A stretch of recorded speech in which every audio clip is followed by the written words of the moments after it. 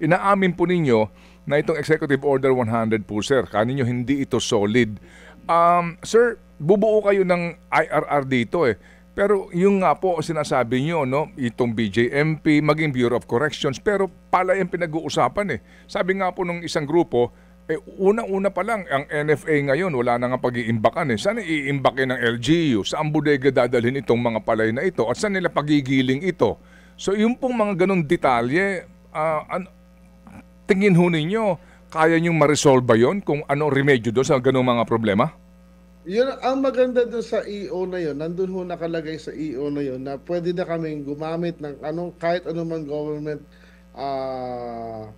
facilities ng kahit anong government agency, no, from the LGUs nga or even to the military or kahit saan, pati paggamit ng barangay halls, ng warehouses, no, kung saan na pwede paglagyan.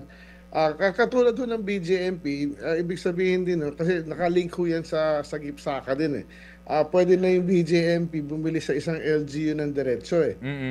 Pwede yung LGU ang bumili ho ng palay, tapos yung palay na yung gigilingin ho ng LGU para benta sa BJMP diretso, sa DSWD man, Armed Forces, and all of that. So it creates a unified big market, no? A big chunk eh. We're quantifying that now ho at para mapakita namin sa publiko na ilang porsyento. Kung ang NFA ho, nakakabili kami ng 5% lang sa aming budget, no, to sustain and try to stabilize prices nga for the farmers. This EO might be able to buy another 5%, so magiging 10% na ho eh. No? So may makakatulong ho yun.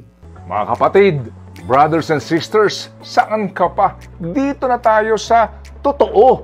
Dito na tayo sa True FM. Mga kapatid, mag-subscribe and follow po kayo sa social media accounts ng True Network PH. Yan po kami, hanapin nyo lang True Network PH, Facebook, Instagram, YouTube, TikTok, and podcast.